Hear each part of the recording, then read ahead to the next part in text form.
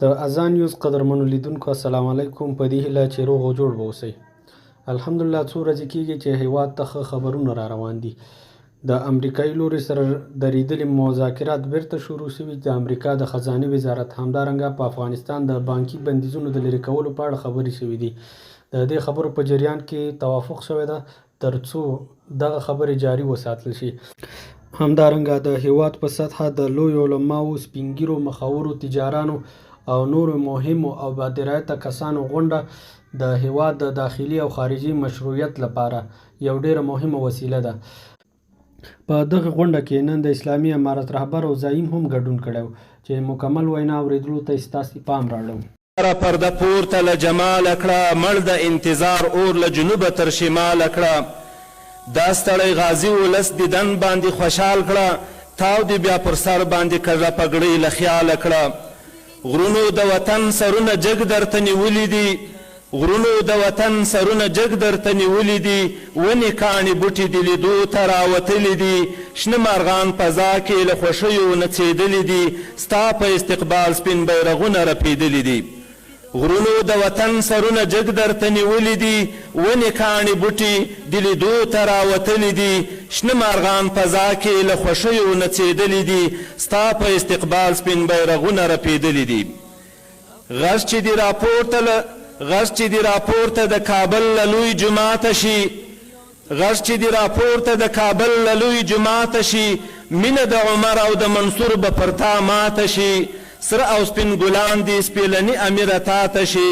نوم چې دې څوک اخلي خوله یې هم جوړه خندا ته شي. زموږ لره خوږه خوږه تحفه د خدای له لوري یې، زموږ لره خوږه خوږه تحفه د خدای له لوري یې.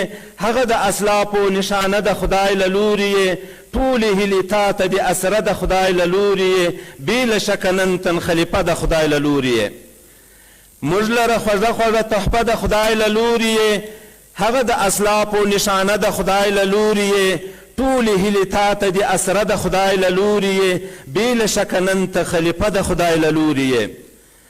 څومره قافلې تر دغه ستړي منزل تللي دي، څومره قافلې تر دغه ستړي منزل تللي دي. څومره تڼاکې پښې په دې لاره چاودلي دي. باغ د امارت د شهیدانو وینو څښلي دي. دې وطن بې شمېره لیونۍ ځوانۍ خوړلي دي. سویو اسویلو ته رڼې اوبه پیغام شي، سویو اسویلیو ته رڼې اوبه پیغام شي. زهرو د نفرت لره شیرین د مینې جام شي.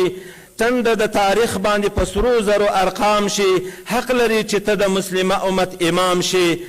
ستا په یاد د زړونو ښار آباد، سترګې پر لاره دي. یو راشد تنها نه ټول هیواد سترګې په لاره دي. نعره تکبیر، نعره تکبیر.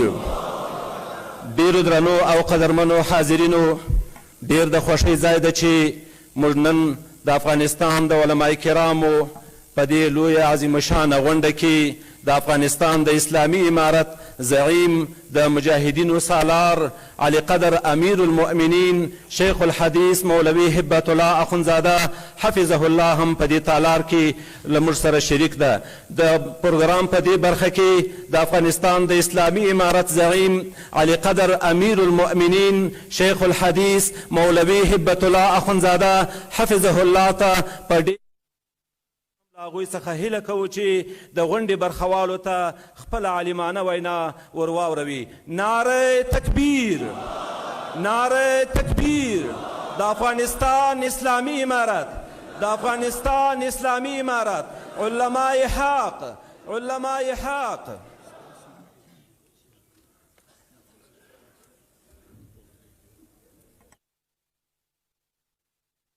جامنی خاک هر بت شکنی تو در دنیا جامنی خاک هر بت شکنی.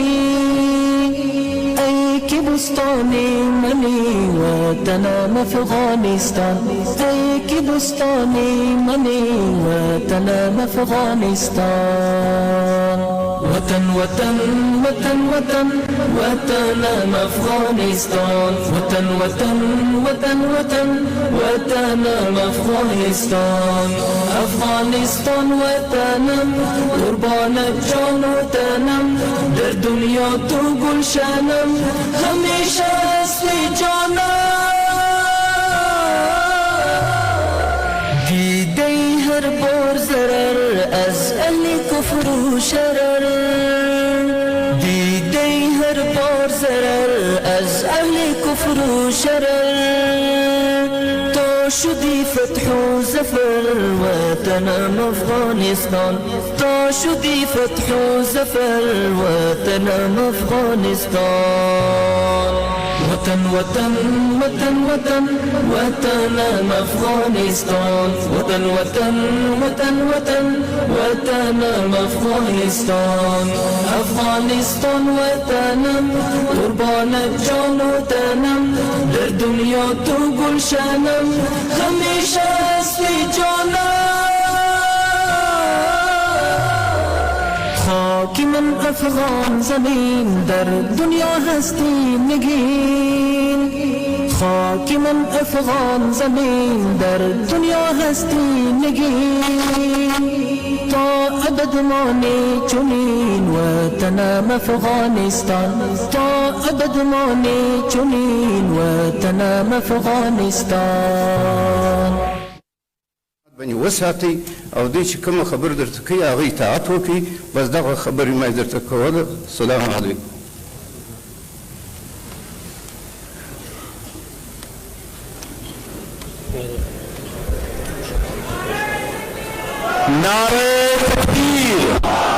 نعره تکبیر د افغانستان اسلامی امارت علی قدر امیر المؤمنین علی قدر امیر المؤمنین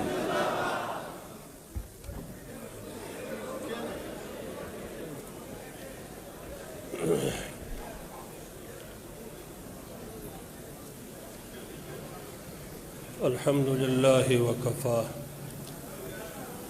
وسلام على عباده الذين اصطفى أما بعد فأعوذ بالله من الشيطان الرجيم بسم الله الرحمن الرحيم والذين جاهدوا فينا لنهدينهم سبلنا وإن الله لمع المحسنين وقال رسول الله صلى الله عليه وسلم الدين النصيحة قيل لمن يا رسول الله قال لله ولكتابه ولرسوله ولآئمة المسلمين وعامتهم أو كما قال رسول الله صلى الله عليه وسلم صدق الله ورسوله النبي الكريم ونحن على ذلك من الشاهدين والشاكرين والحمد لله رب العالمين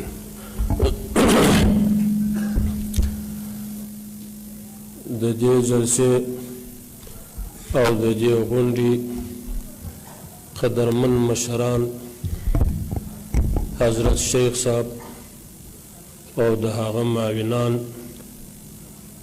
او په دې قدرمند غونډه کې قدرمن شیوخ کرام علماء کرام مجاهدین عظام او متدین او مخلص د ولس مشران او د اسلامی امارت محترم او قدرمن مسؤولین او د افغانستان قدرمن او شریف او مسلمان ولس چې په دې جلسه غونډه کې شرکت لري ټولو ته السلام علیکم ورحمت الله وبرکاته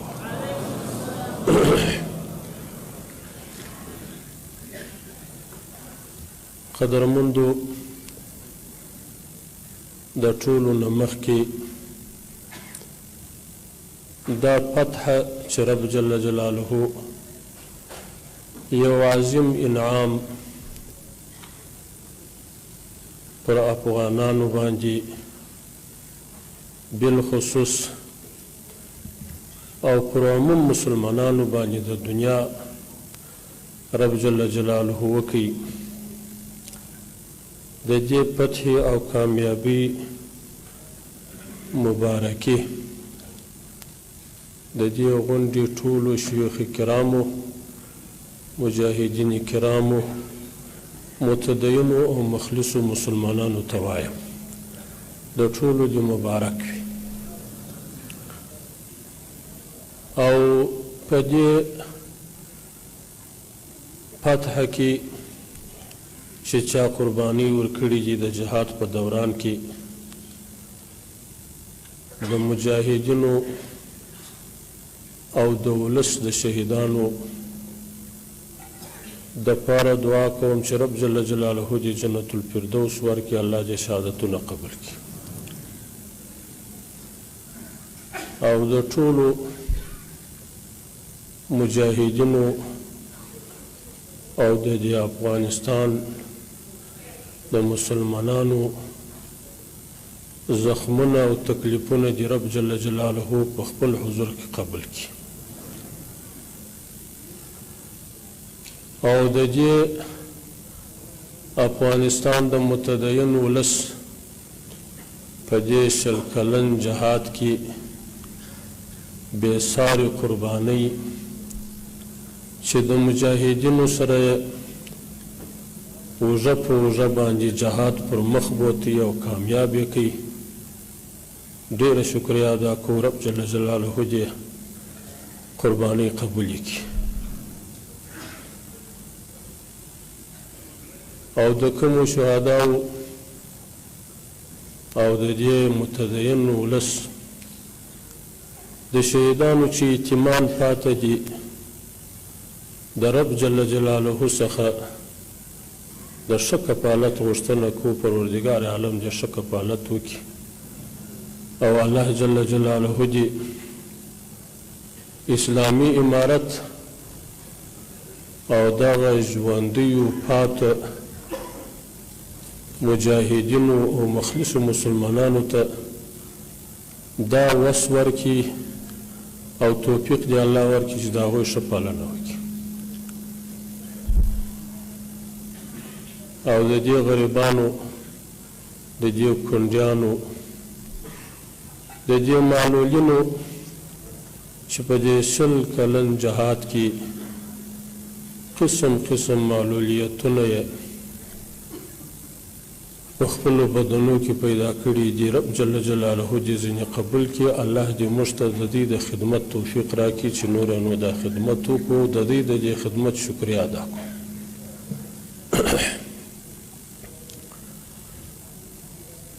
پر هغه چا دې رب جل جلاله عظیم رحم وکړي او الله جل جلاله دې قبول کړي چې د یو لمانځه وروسته مجاهدینو ته د کامیابۍ دعا کړي. په ټوله دنیا کې چې هر چا زموږ د جهاد حمایت کړی دی، په قول یې کړی دی، په دعا یې کړی دی، په اخلاقي لحاظ زموږ د جهاد حمایت کړی دی، رب جل جلاله دې د دې جهاد سره د بدر برابر کړي. د ټولو څه شکریه ادا کوو، ټولو مننه کوو.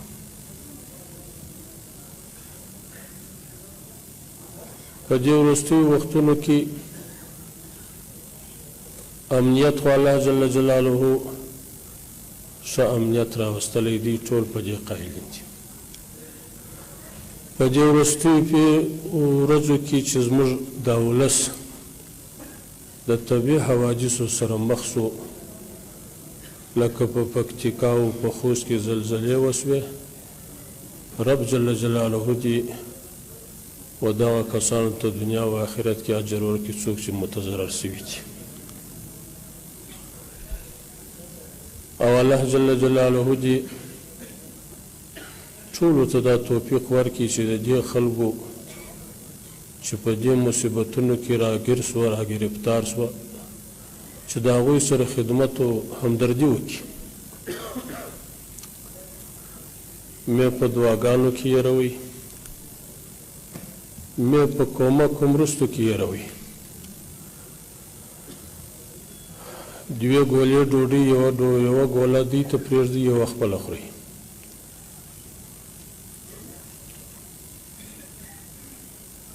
محترمو مسلمانانو ورونو، علماء کرامو ډېرې ښې خبرې وکړې، ښې توصیې وکړې.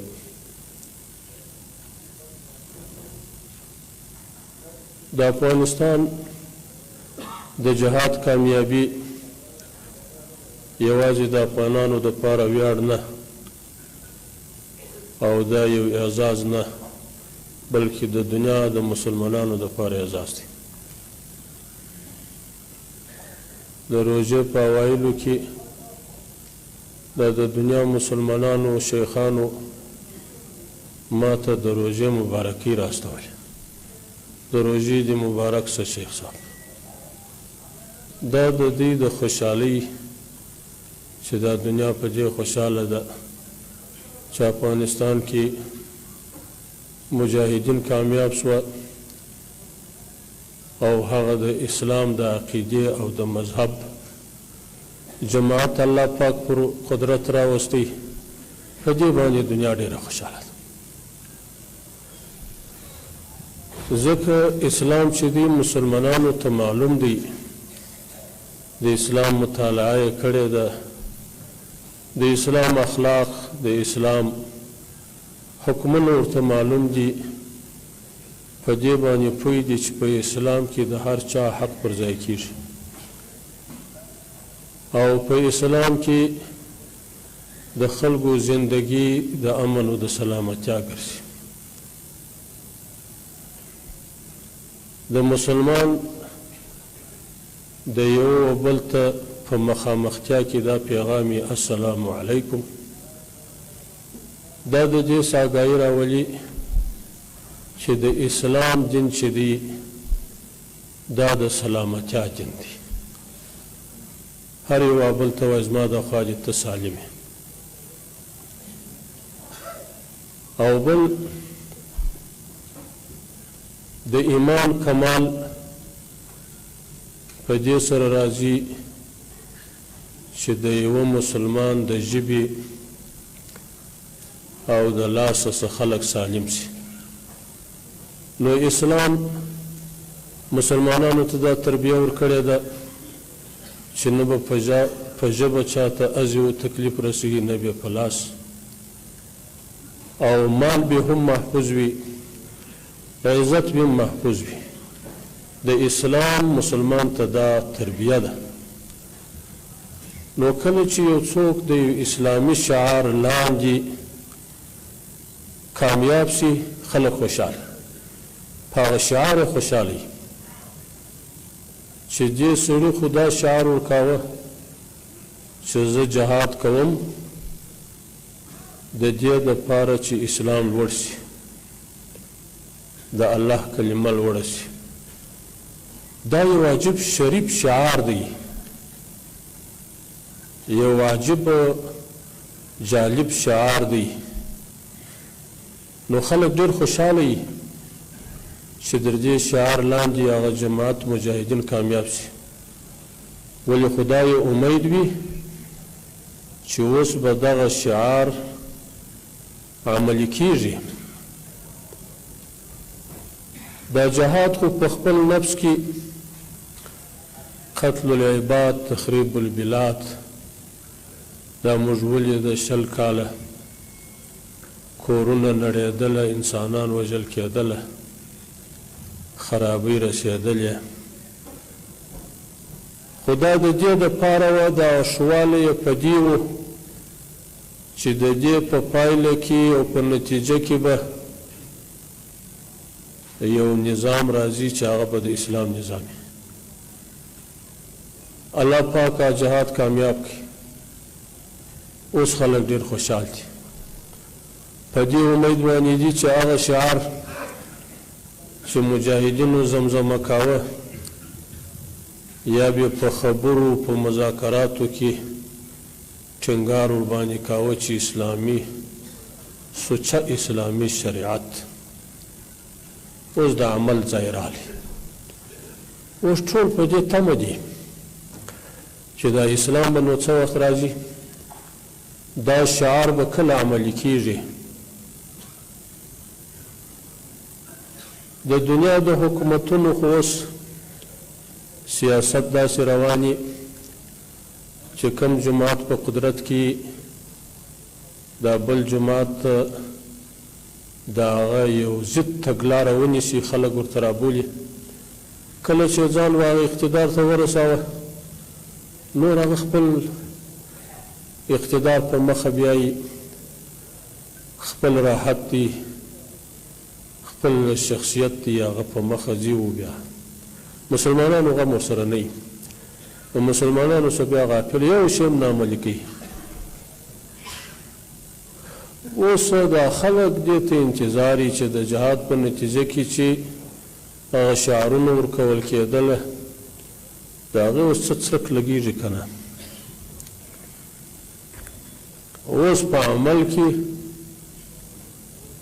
د هغې پلي کول او عملي کول د مسلمانانو ارزو ده، هم د دنیا د مسلمانانو، هم د افغانستان د مسلمانانو،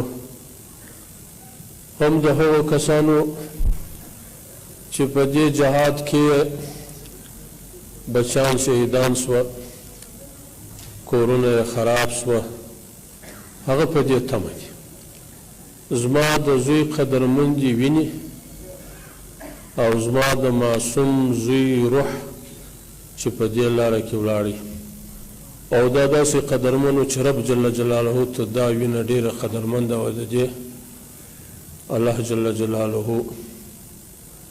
قرآن پاک کې د عزت په کلمه باندې یاد کړی دی چې الله ستاسو عزتمن خلک نیسي چې هغه د شهیدان دي. دغه د دې شعار لاندې و چې اسلام به راځي، شریعت به راځي، امنیت به راځي. اوس هغه د راتګ وخت دی. امنیت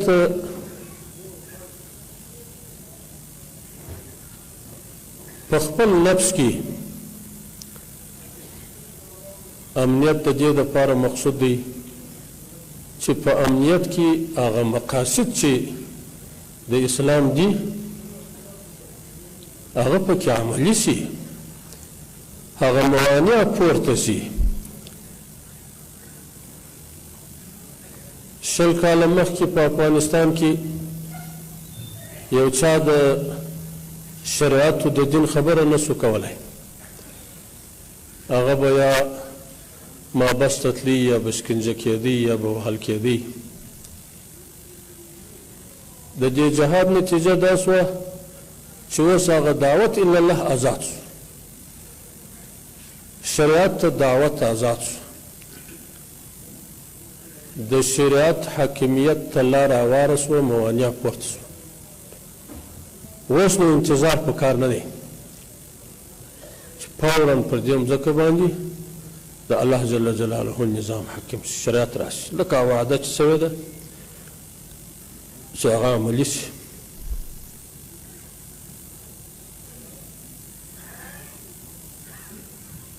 د دنیا کافرانو زموږ سره جنگ پر مځکه باندې نه و، پر پیسو باندې نه و، پر یو شی نه و راسره جنگ. زموږ سره جنگ د نظریې جنگ و، د عقیدې جنگ و چې دا زموږ نظریه او زموږ عقیده خاموش کړي، دا د جهاد آواز خاموش کړي، دا د شریعت آواز خاموش کړي. هغه جنگ اوس هم پای ته نه دی رسېدلی، هغه جنگ روان دی، تر یوم القیامه پورې هم نه رسېږي. هذان خصمان اختصموا فی ربهم، دا دوه جماعتونه روان دي. نه زه دی پرېږدم چې چې دوی خپل قانون راسه نافظ کړي، نه دی ما پرېږدي چې زه خپل قانون شرعي نافظ کړم. دا زما او د ده مقابله به تر مرګه پورې زما په نیابت به بل راځي، هغه به په دې مقابله کې سر ورکوي، زما په مقابله به بل راځي سر به ورکوي، بل به راځي. ما سالمناهم منذ حاربناهم. موږ د دې سره مسالمه نه ده کړې چې کوم وخت مو جنګ ورسره شروع کړی دی، مسالمه مو نه ده کړې. یعنې هغه ټکي چې زموږ د دې په مابینځ کې د اسلام او د کفر مقابله ده، په هغه کې هېڅ قسم نه مسالمه کېدای شي، نه سوې ده، نه امکان لري.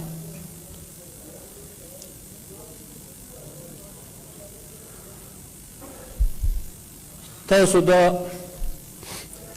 به فرضوئ. ګورئ دا د شریعت کلمه ډېره په خوله باندې ډېره ښایسته کلمه ده، ډېره وزنداره کلمه ده، ښه خوند کوي. خو دا به ورسره فرضوئ چې مقابله به کوئ، سختي به تېروئ، په ځان باندې به کفه نه اغوندئ. دا موجوده دنیا په اساني باندې ستاسو سره دا نه تسلیموي، ستاسو به اسلام راولئ او دی به راوله.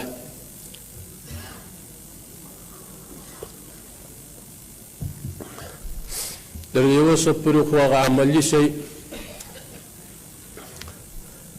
قصاص و حدود دي د الله پاک، دا خو لا نه دي نافظ سوي.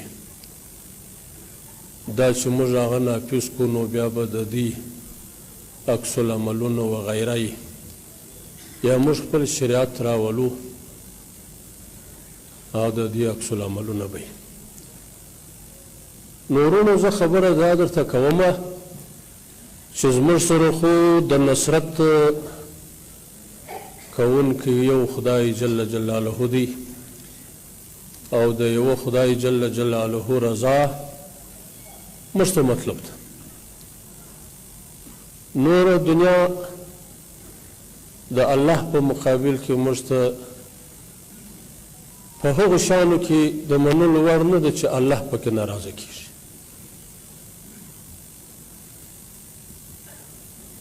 نو الله پاک جل شانه به راضي کوو د دغه الله جل جلاله نصرت په غواړو چې دا نن یې په افغانستان کې دغه د دنیا مستکبر قوت مات کوي، په منډه ولاړ.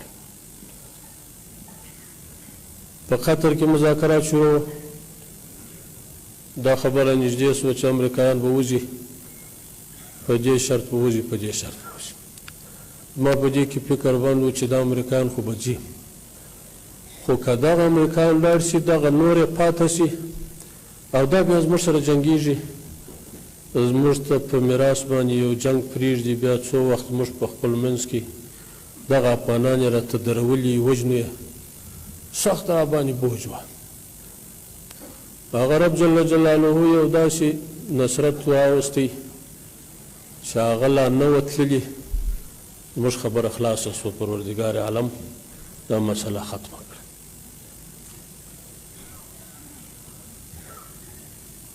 د افغانستان د مسلمانانو او د افغانانو وژنه په یو وخت کې موږ مقصود نه ده ګرځولې.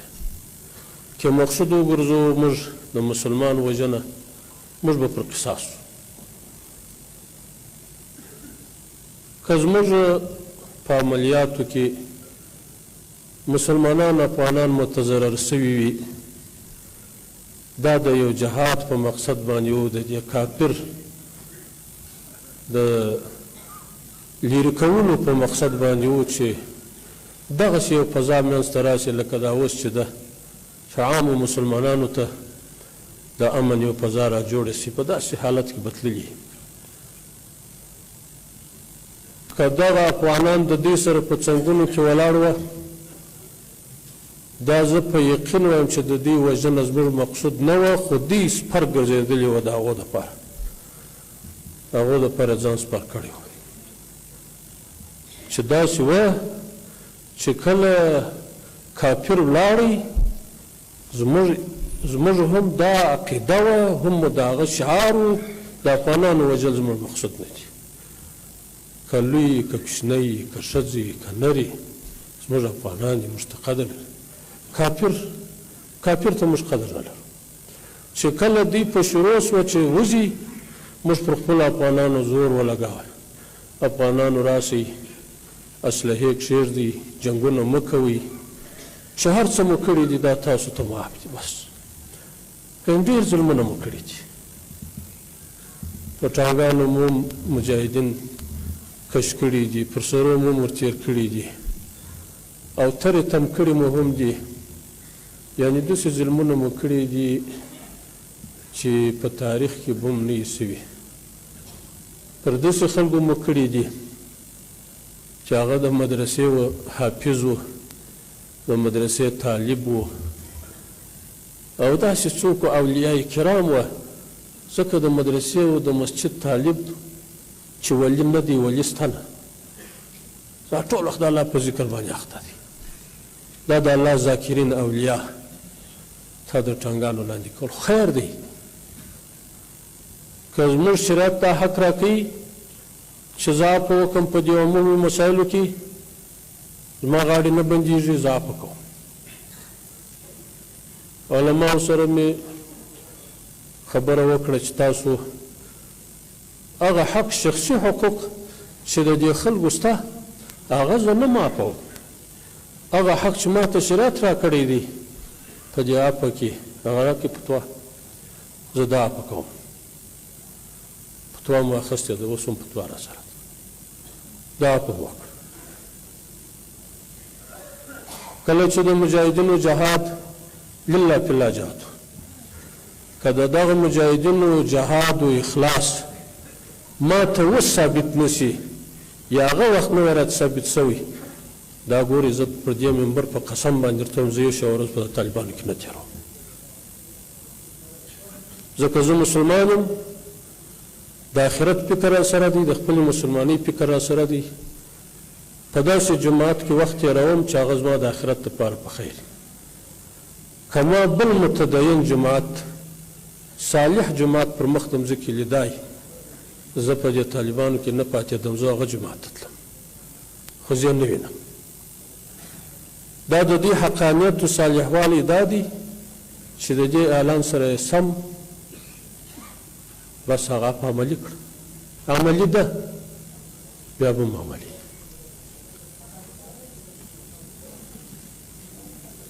نو دا زموږ د دې خبرې ثبوت و چې موږ د افغانانو قتل وژل نه مو مقصود و، نه مو اوس مقصود دی، نه مو دی مقصود. که مو وژلي وي هغه به مو د یو عظیم مقصد په خاطر، د اسلام په خاطر، د یو عمومي امن په خاطر به وي، لکه دا د الله جل جلاله حدود چې دا د یو عامه امن دپاره رب جل جلاله مشروع کړي دي.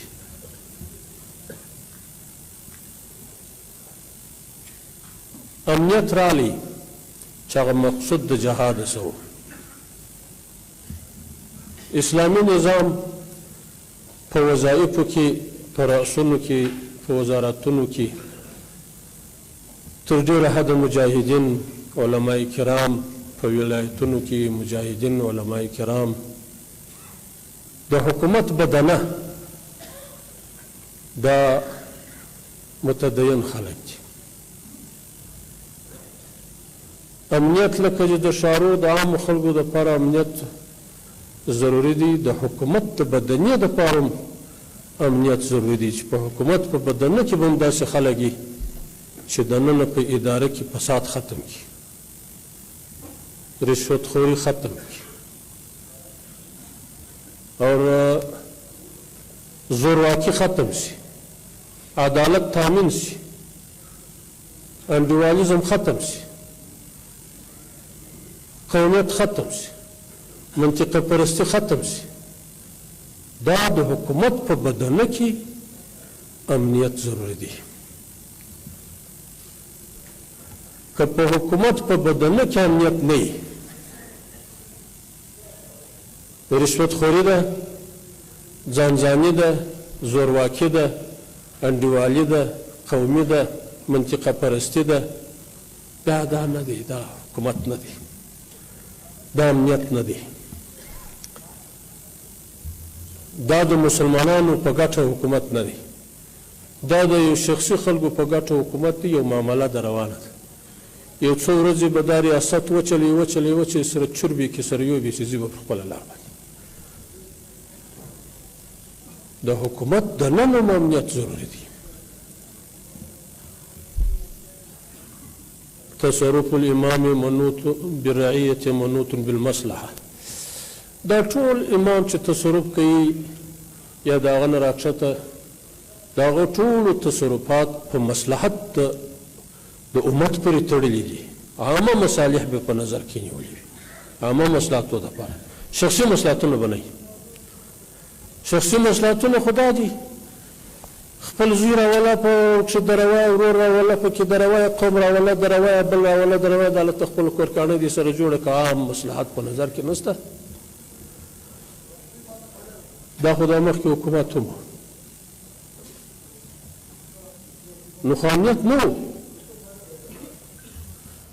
د امنیت د ثبات دوام دپاره دا شرط دی چې خواهشاتو پرېږدي. ټول خواهشات به شریعت ته تابع کوي،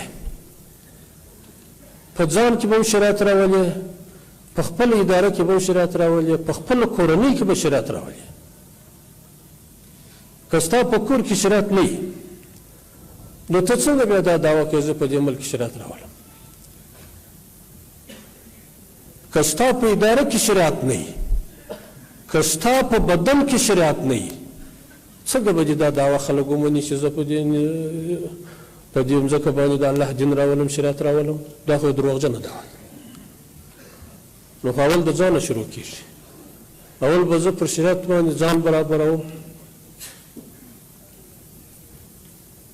داسې به نه کوم چې شریعت پر ځان برابروم، چې زه کوم هغه شریعت دی، یا زه به شریعت پر ځان باندې برابروم، یعنی ځان پر شریعت باندې برابر، شریعت ترازو ته به زه ځان وراچوم. څنګه وایي شریعت؟ څنګه؟ زه وایم همدا یو چا څه یو مسؤل څه پوښتنه وکړه، تعزیر ورکوي و دې سړي ته، دا سړی بندي که دا سړی ووهه. کوم سړی د بندي کېدو مستحق دی، کوم یو د دې تیزې خبرې مستحق دی، کوم یو د ترش تندي مستحق دی؟ دا منازل د خلکو، دا مراتب د خلکو په دې تعزیراتو کې دا تاسو ته معلومیږي. دا چې د یو اسلامي نظام یو والي وي باید دا ټول ورته واضح وي چې پر دې طریقه باندې به کېږي. دا خو نن د دې ملت د دې امت سرپرستي دا په غاړه باندې ولوېده. ټول حقوق غواړي، نر یې م غواړي، ښځه یې م غواړي، سپین ږیری یې م غواړي، ځوان یې م غواړي، عالم یې م غواړي، یتیم یې م غواړي، کونډ یې م غواړي، او د دې حوایج به پوره کوي. که سړی په خپل ځان اخته شو چې وارې زه خپل ځان وباسم، یا وارې څه کوشش وکړم بیا به بیا وروسته کوم، بیا دا امنیت ځي. یعنې خواهشات کله د مخه شوه، امنیت ځي. په دې مخ کې اداره کې خواهشات حاکم و، امنیت تللی و، امنیت نه و. د مجاهدینو په شعار کې بیا شریعت حاکم دی، خواهشات نشته، امنیت راغلی.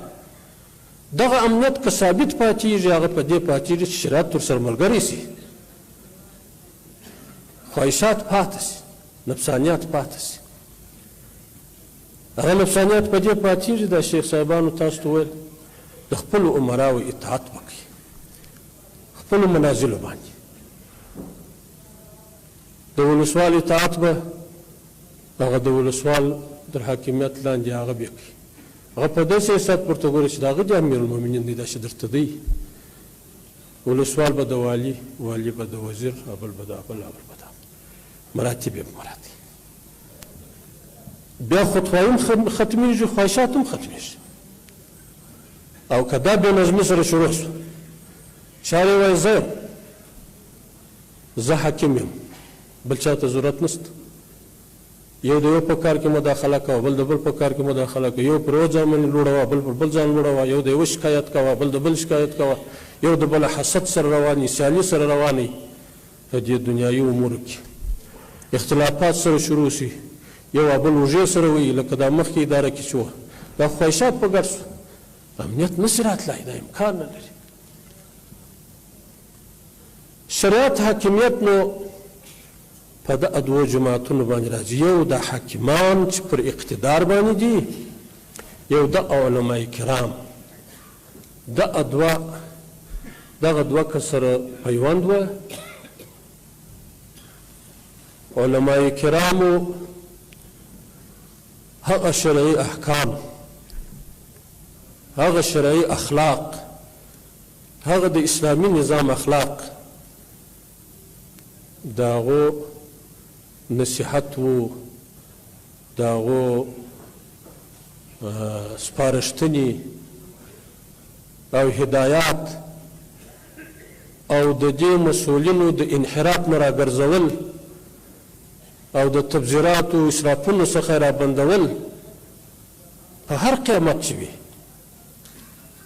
په تیزه لهجه په نرمه لهجه که علماو دا کار کاوه او حاکمانو استغنا نه کړه ښکاره د علماو څخه مستغني نه سوه او که دوی مستغني سوه دروازې د علماو څخه بندې کړلې په شواروزو یو عالم ملاقات نه سو ورسره کولی نی ورسره لیدلی سوی چې زه وخت نه لرم د حکومت په چارو کې مصروف یم یا داسې یم دلته که د حاکمانو او د علماو ترمنځ فاصله پیدا سوه بیا شریعت نه راځي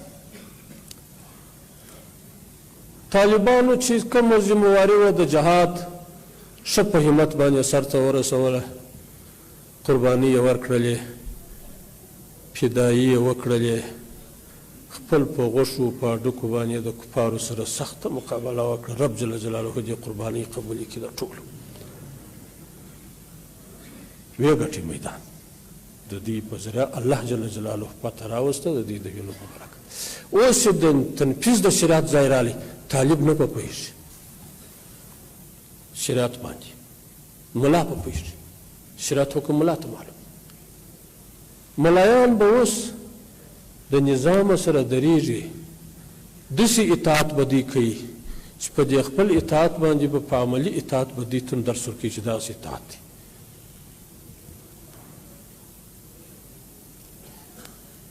داسې نه چې دا اوس د افغانستان د دنیا مسلمانانو اوس د افغانانو څخه هدایات غواړي رهنمایي غواړي خپله اخلاقي علمي رهنمایي دنیا نن تاسو ته انتظار ده چې تاسو پوښتنه پر وکړئ تاسو ښه یاست یا دغسې وکړئ یا داسې مه کوئ په دې انتظار دي نو علما یوازې دا نه چې په افغانستان کې به شرعي نظام کامیابه کوي بلکې په ټوله دنیا کې به شرعي رهبري او رهنمایي دغه د افغانستان علما کوي محاکمو کې به علما راځي په وزارتو کې به راځي په ولایتو کې به راځي په ولسوالیو کې به راځي زه خو داسې تشکیلونه به بیا دغسې غونډې به جوړېږي زه به د دې غونډې څه تشکیل کوم چې دا دې دورې ولاړ شي دغه مولوي صاحب دا مولوي صاحب دا مولوي صاحب دا دې په محاکمو کې دا مولوي صاحب دا مولوي صاحب دې په وزارتو کې ولاړ شي زه دا تشکیل کوم تاسو به عذرونه راته وایاست که بیا راسره منئ راسره منئ بیا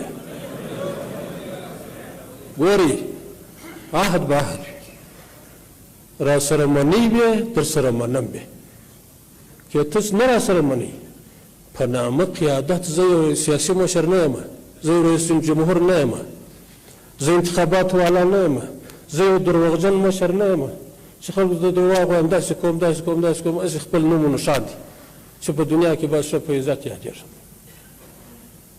که ما مشر بولئ داسې به راسره کوئ د مشر په چې ما ول ځئ که سپین ږیري شیخ صاحب ته مې وویله چې ته به ځې بدخشان ته د کندهار څخه بدخشان ته ځې یو مولوي صاحب مې راوغوښتي مال ته به کابل ته ولاړ شي په کندهار کې داسې مرضي لرم صاحب لور مې هم ناجوړ ده مال پر دغه چوکۍ کښېنه زه به استفتاء در سره وکړم زه یو څوک مشخص کړم د یو کار دپاره چې ته به ځې دغه اوس څنګه دی دغه عذر قابل قبول دی تاسو استفتاء کوم مولانا صاحب استفتاء داسې لږ کړی سکوت کړو ویا عذر یې نه دی قبول نو چې نه دی قبول نو ولاړ سه سهار ولاړ اوس په دلې ناست نو بیا فتوا تاسو راکړئ خو که دغسې وحدت نه وي د دې حاکمانو او د دې علماو دا شریعت په دې علماو باندې راځي علما به ورسره درېږي علما به په راس کې وي دا نور موږ عوام خلک چې یو دا د ولس خلک چې یو موږ به د دې اجرایه قوه یو زموږ جهاد به دا وي چې د دې فیصلې به عملي کوو موږ دا جهاد نو فیصلې به دوی کوي حکمونه به دوی کوي اجرات به موږ کوو او که دوی فیصلې کوي موږ اجرا کوو یا دوی فیصلو ته نه پرېږدو په محکمو کې سپارښتنه روان دي د یو چا انډیوال بندي سي د یو چا قوم بندي سي د چا زورور بندي سي د دې خوا واسطي دي سپارښتنه دي هم مولوي صاحب بندي یې نه کړي هم مولوي صاحب داسې نه کړي زه خو د دې خواست نه کوم چې ما دې دا امتحان راشي خو دا قاضیانو ته وایم وایم خو دغسې عدالت راکوي لکه د حضرت علي رضی الله تعالی عنه چې قاضي شرعي صاحب ته د یهودي سره د زغرې په دعوه کې ورغلی او بیا فیصله هم په خلاف د حضرت علي صاحب وسوه یهودي وایي چې قاضي د امیرالمؤمنین فیصله زما په ګټه ما زه خو د خدای سره نه غواړم چې ما محکمې ته کش کړي او که دغسې امتحان په ما باندې راشي یا زما په مسؤلینو باندې راشي چې دغسې ورسره ولاړ شي محکمې ته دا زما هدف دی بس دا دغسې عدالت غواړم رب جل جلاله دې راولي عدالت د یو حکومت د بقا ذریعه ده د ظلم سره حکومت نه پاتېږي یو مظلوم په محبس کې ناست دی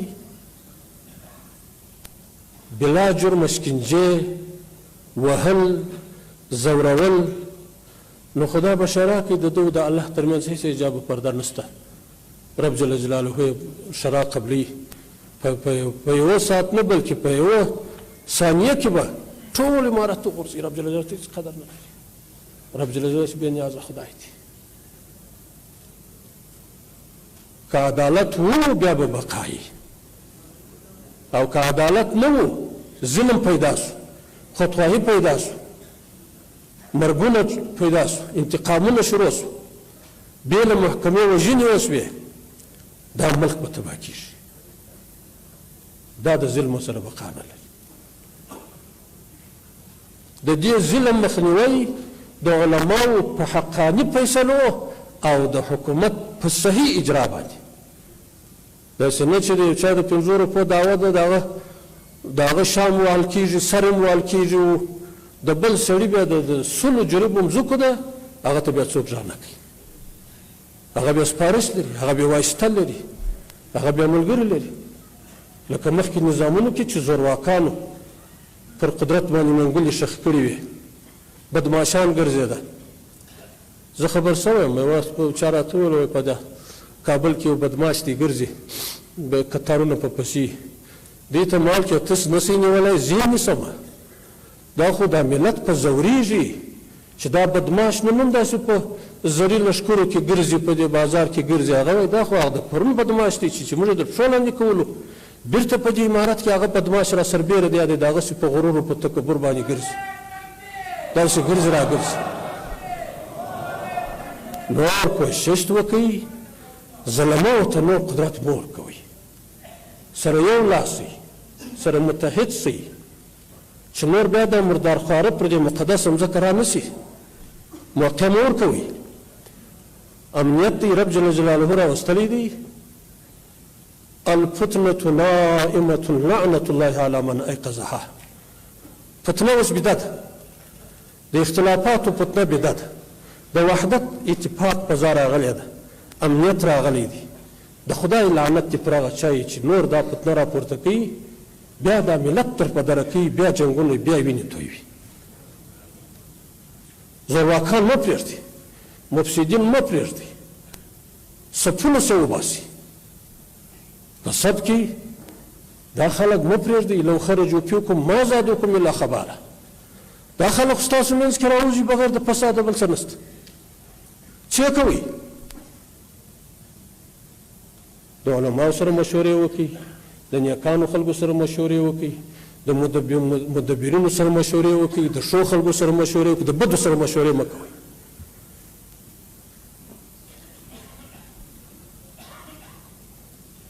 او بد خلک مه ساتئ، تقویه مه ورکوئ، قدر یې مه کوئ.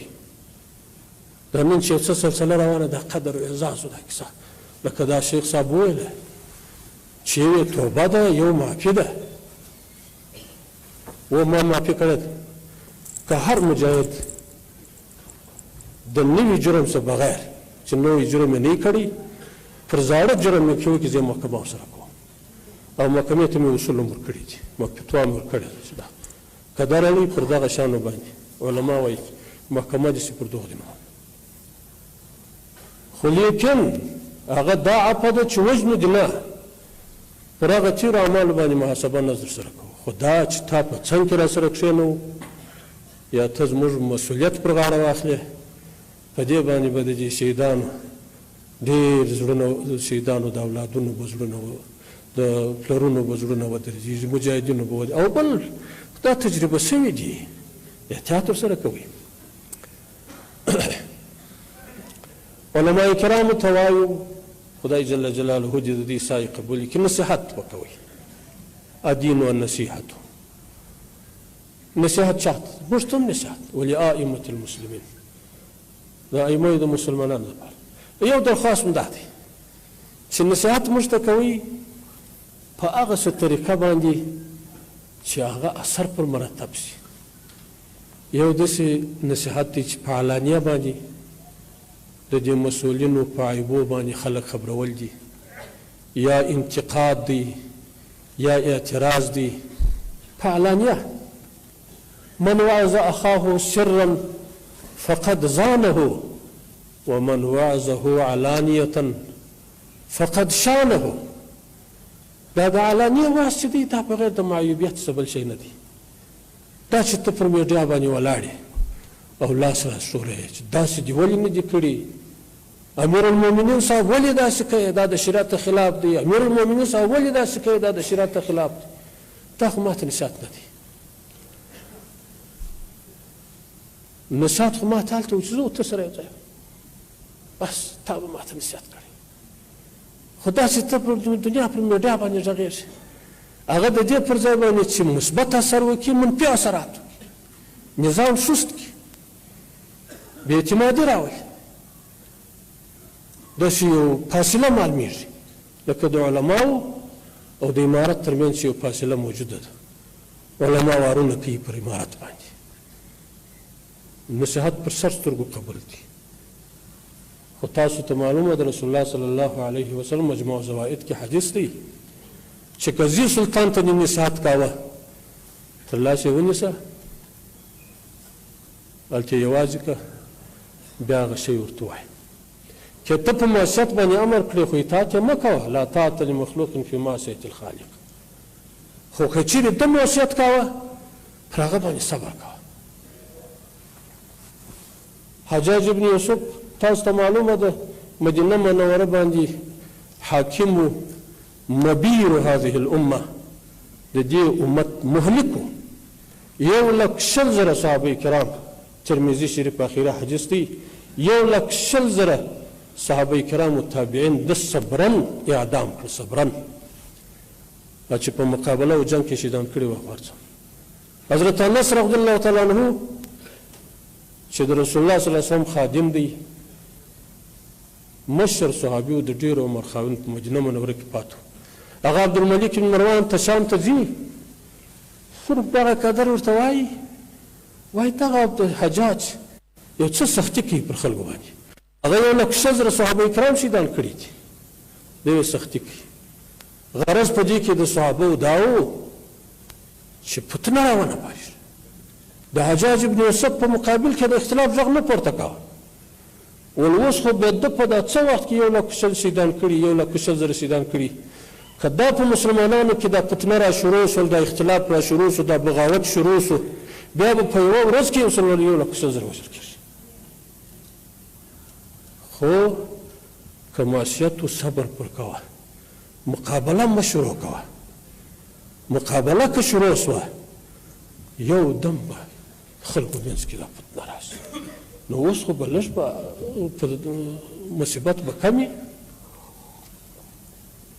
خو دا مصیبت به زیاتېږي خپل په منځ کې علماء کرام دا خو علماء کرام دي نصیحت په موږ ته کوي ټولو حاکمانو ته حاکمان به په خپل منځ کې یو د بل تواصو بالحق تواصو بالصبر به کوي خپل مابینځ کې به دیني مذاکره کوي چې څه کول پکار دي داسې به ځانونه ښکاره کوي لکه یو جسد یو د بل په خلاف په خبرې نه کوي یو د یو نه شکایت کوي چې یو د بل نه شکایت کوي یو د بل نه شکایت کوي دا د حکومت بدنه ضعیفه کوي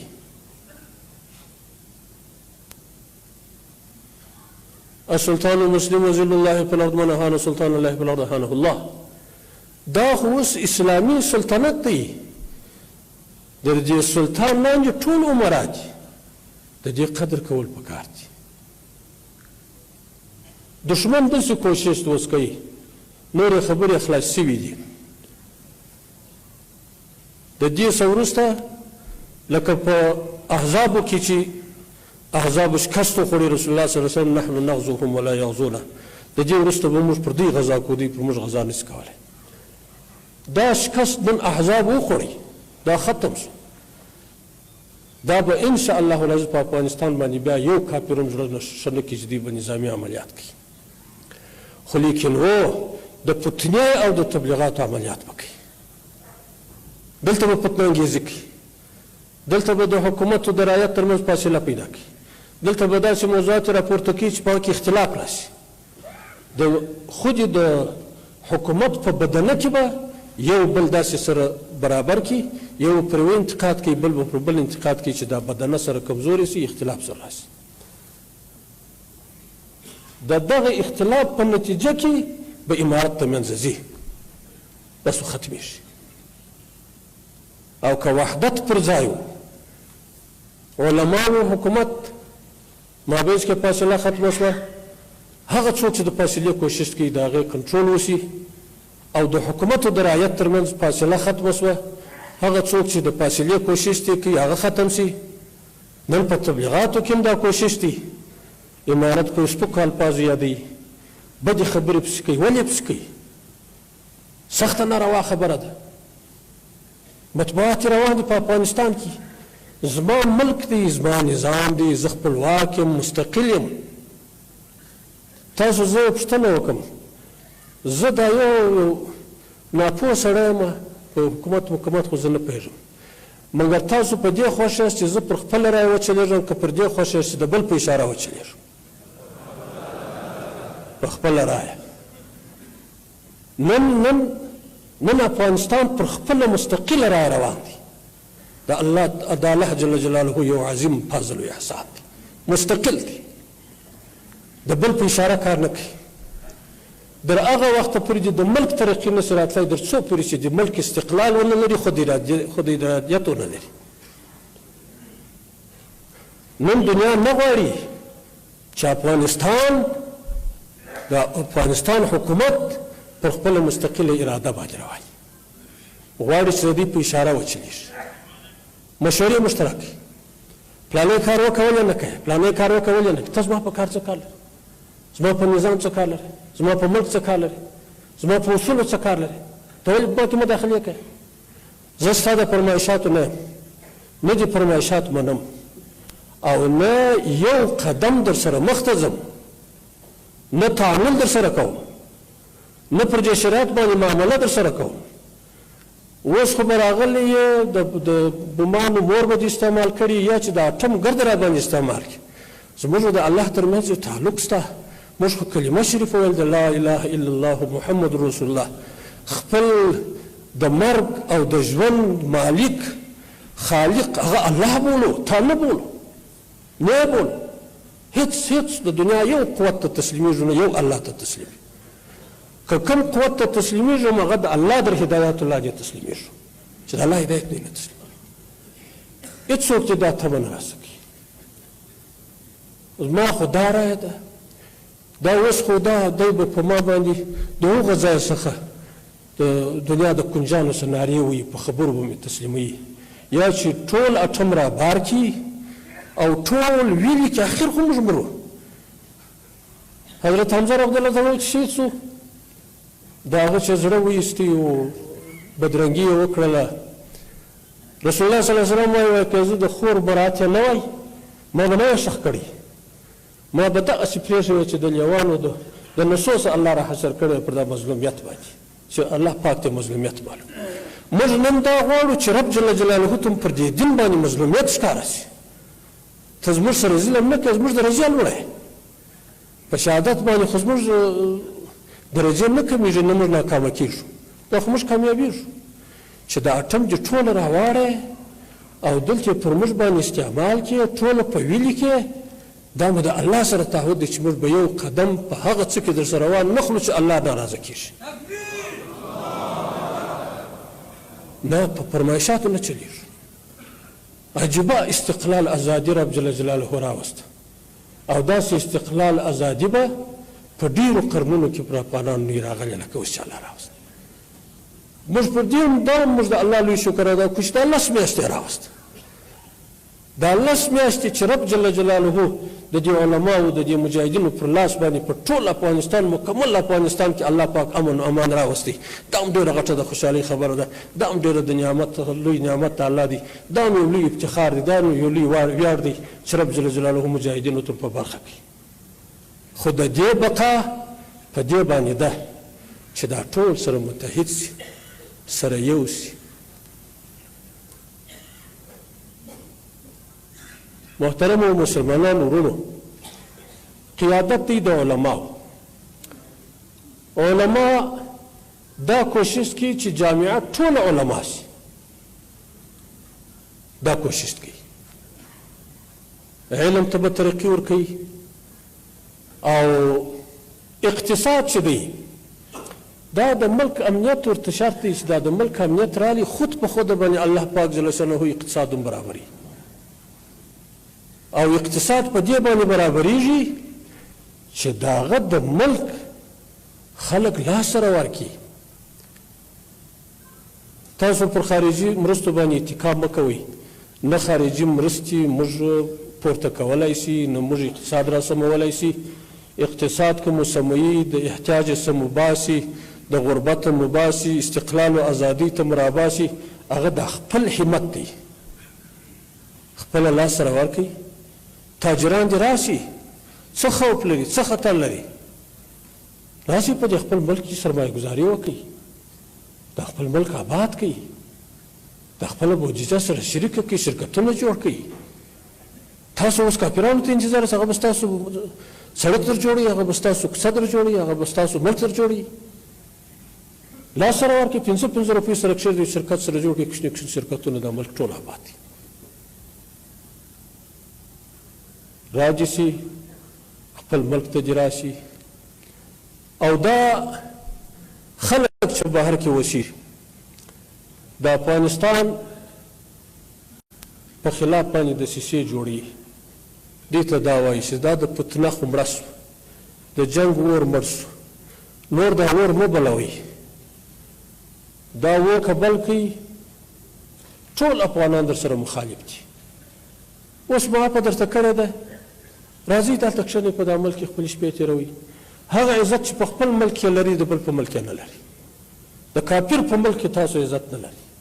ولې ځان بې عزته کوئ؟ نه ستا زوی لري، نه ستا کورنۍ لري، نه ته لرې.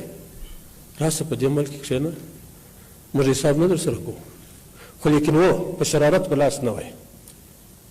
دسیسې به نه جوړوي، امن به نه خرابوي. که د امن خراب کوي بیا د دې عمومي مصلحت له مخې بیا به مجازات کېږي. او زموږ ملک چې دی زموږ د اسلام شعار دی چې موږ و د خپلو مخالفینو ته چې په جنګ کې را سره ولاړو سخت خوش کړي وو، زخمیان کړي وو، شهیدان کړي، هغو ته معافه وکړه. یعنې د دې اراده نه لرو چې د چا څه انتقام واخلو، ولو کې وژل یم یو او حق مو هم دی چې ځینې وایي. نو د بل مسلمان په حق کې به کله بد اراده ولرو، یا د ملت د یو وګړي په حق کې به څنګه د ظلم اراده ولرو؟ دا ډېره بعیده ده. که زموږ د ملک ګاونډیان دي دا د هېڅ احساس نه کوي چې موږ به د دې په حق کې بد اراده لرو. موږ هېڅ بد اراده نه لرو. موږ اسلام د سلامتیا نوم دی، سلامتیا غواړو، امن غواړو، صلح غواړو، آرام ژوند غواړو، اسلامي نظام غواړو. بس دا هم ټول واضح شیان دي. نه د بل په اشاره باندې کار کوو، نه د بل په قومنده باندې کار کوو، په خپل اراده مستقل یو. که پرېکړه راسره کوي، څوک خبرې راسره کوي، په ډاډه زړه دې راسره وکړي چې موږ ورسره وکړه هغه مو خبره ده. داسې نه چې موږ په بل تناو پورې تړلي یو، دوی را باندې بې باوره دي چې نن به یوه خبره راته وکړي، هغه تړلی تناو به بیا بل څه وایي. موږ د هېڅ چا په تناو نه یو تړلي، موږ مستقل یو.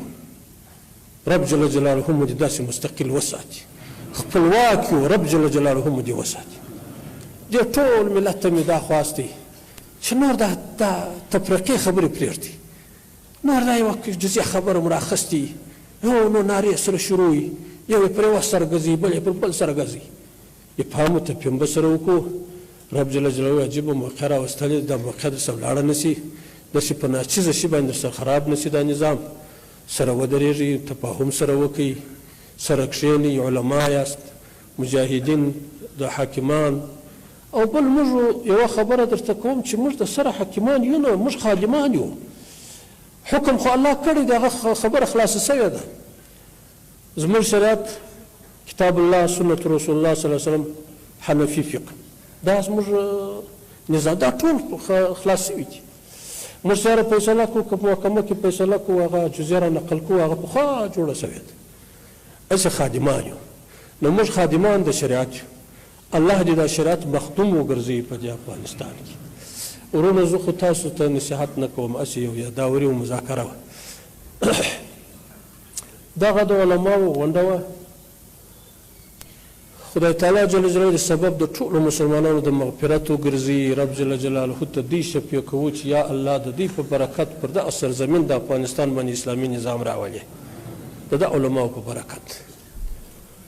علماو ما ته ویله وایي داسې یو موږ به په دا ولایتو کې یو غونډه راوغواړو چې د دې امارت تر شا درېږو. دا نن کافران چې د دې امارت موږ په رسمیت نه پېژنو، بله نه کوو، موږ بیعت کوو، بس ناره پورته کوو. دا د دوی محبت دی. دا امارت ټول مسلمانان ورسره محبت دی. کافر نه خوشحاله کېږي، کافر خو جلا ارادې دي. نو بیا دوی ته ما وویله، د شورا کې ملګرو ته ما د علماو داسې خبره، دوی مو سره دلچسپي درلوده، و دا وشي.